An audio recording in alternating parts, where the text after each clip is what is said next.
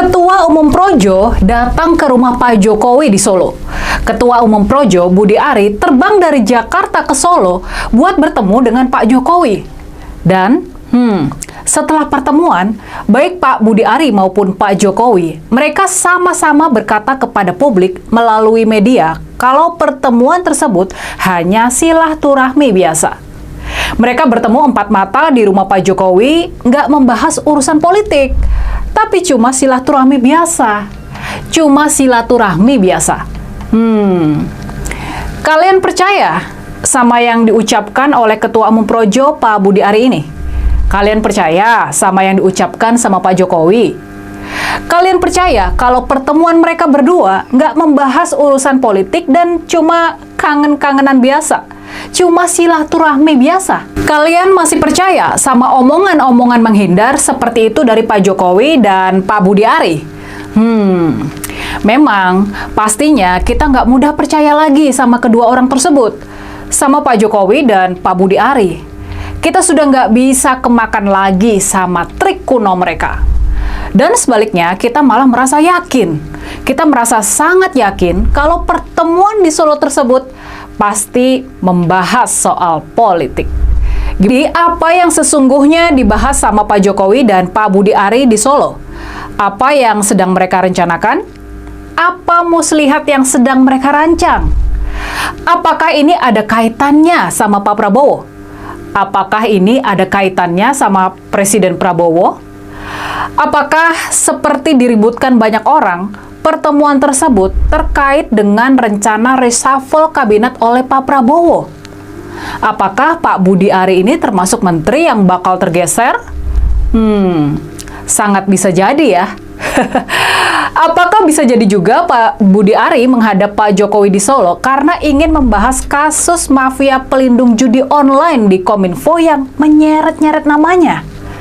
Jangan lupa, Pak Budi Ari sudah sempat diperiksa polisi terkait kasus mafia pelindung judi online ini.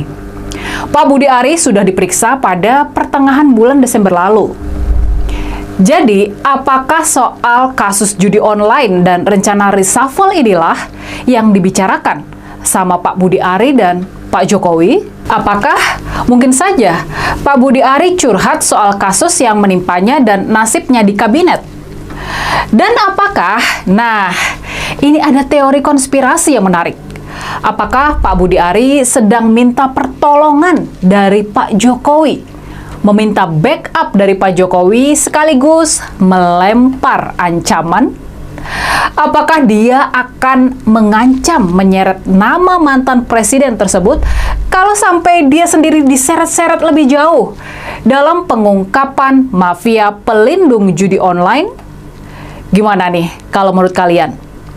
Apa masalah yang kalian yakini jadi pembahasan di antara Pak Budi Ari dan Pak Jokowi? Apa masalah yang harus disampaikan secara langsung, tanpa perantara, tidak melalui telepon, dan harus dibicarakan secara empat mata tersebut? Kalau masalahnya nggak penting-penting amat, tentu nggak perlu dibicarakan secara langsung dan secara empat mata. Kalau masalahnya nggak genting-genting amat, tentu saja Pak Budi Ari nggak harus sampai terbang ke Solo. Jadi, apa kira-kira masalah genting yang harus dibahas tersebut? Lalu, ini pertanyaan lanjutan yang mesti kita pertanyakan.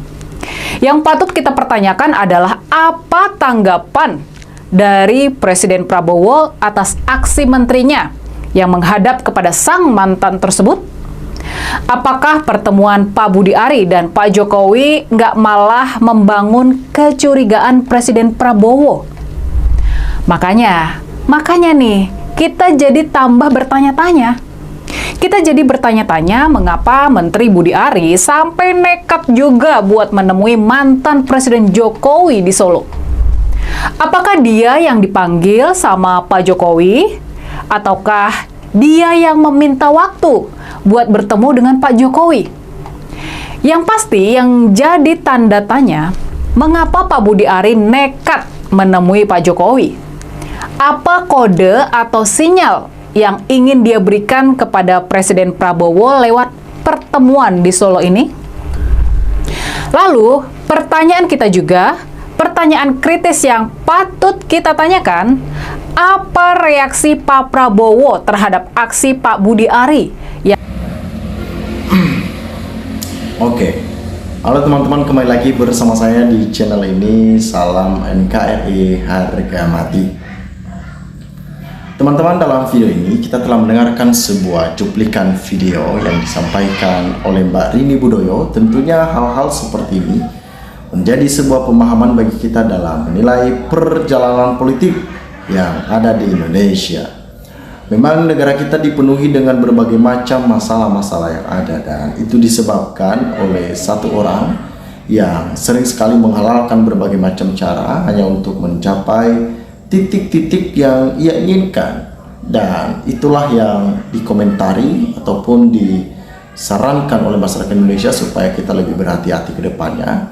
Jangan mau disetting lagi dengan orang-orang seperti ini. Nah, ketika berakhir masa jabatan Joko Widodo yang dikenal sebagai presiden memainkan politik dinasti, dia menitipkan orang-orangnya dalam kabinet Merah Putih, dalam kabinet Prabowo Subianto. Seperti Budi Ari. Budi Ari adalah salah satu kaki tangan Jokowi yang memegang salah satu organisasi, yaitu Projo ataupun Pro Jokowi. Artinya Budi Ari salah satu juga penjilat lah yang mengikuti segala sesuatu kemauan-kemauan Presiden Jokowi di kala itu, dan tentunya mereka bersekongkol untuk melakukan misi-misi mereka ke depannya dalam memainkan politik-politik yang di luar dari aturan-aturan yang ada. Disampaikan di sini ya, ketanggapan-tanggapan masyarakat dari Mustafa mengatakan, sikap Pak Presiden jangan takut dan ragu. Bapak kan punya pasukan yang siap menjaga NKRI. Jangan percaya sama orang-orang munafik dan oportunis ya. Kapolri segera diganti secepatnya kalau ingin mengungkap judi online ya dan lain-lainnya, karena memang judi online ini tentunya itu pasti ada mafia-mafianya ya, ada mafia-mafia yang dimana sulit untuk menyelesaikan dan membongkar hal itu ya. Makanya ini menjadi sebuah permasalahan yang memang sangat menyengsarakan rakyat. Malah kalau kita lihat, malah masyarakat pemain-pemainnya itu yang lebih ditangkap begitu, padahal banyak agen-agen ataupun mafia-mafia ketua-ketuanya yang sulit untuk ditangkap karena kita tidak tahu apakah ada deal-dealnya mereka ataupun seperti apa di dalam itu. Udah titipan Menteri Jokowi pecah, biar Presiden Prabowo Subianto fokus bekerja untuk keadilan dan kesejahteraan rakyat Indonesia. Jadi bagi mereka, ketika ada orang-orang titipan Jokowi dalam kabinet Merah Putih, itu akan menjadi penghalang bagi mereka dalam menjalankan tugas-tugas mereka. Mereka sedang panik karena ada yang menggugat pimpinan KPK sekarang tidak sah, karena sesuai peraturan Presiden hanya boleh satu kali menyodorkan calon KPK ke DPR. Tapi Jokowi dalam satu periode jabatan Presiden 2 kali mengajukan nama-nama ketua KPK, padahal harusnya itu hak Prabowo yang mengajukan calon pimpinan KPK, dan sekarang sedang digugat di Mahkamah Konstitusi. Tentunya inilah yang menjadi bukti nyata bahwa memang sikap dan tindakan Jokowi yang melanggar banyak aturan hanya demi melanggengkan sebuah politik dinasti yang memang itu untuk membayarkan nafsunya untuk berkuasa. Mulyono tidak bisa dipercaya. Bukti orang suruh ngapalin Pancasila sendirinya enggak paham, yaitu kasus MK, DPR, Undang-Undang Pemilu, rakus Amifora, amanat rakyat jadi amanat keluarga. Gelar Raja Muna, urat malu putus pasti jahat, lihat pagar laut. Ya, teman-teman, tentunya inilah sebuah teguran-teguran bagi kita sebagai masyarakat Indonesia supaya menjaga negara ini lebih baik lagi, supaya tidak dikotori dengan gerakan-gerakan yang tidak etis untuk dipertontonkan di tengah-tengah masyarakat. Nah, tetap fokus tangkap dan adili Jokowi dan ternak-ternaknya termasuk kaum Projo pro judi online. Ya, luar biasa ngakak juga ya. Yang masih ada di kabinet pemerintahan Pak Presiden Prabowo Subianto, semua dalang dibalik dengan kasus jodul judi online dan kasus pagar online. Luar biasa. Teman-teman, silakan berikan tanggapan teman-teman di dalam kolom komentar ini sehingga kita dapat bertukar pikiran antar satu dengan yang lain lewat kolom komentar ini. Terima kasih teman-teman. NKRI harga mati.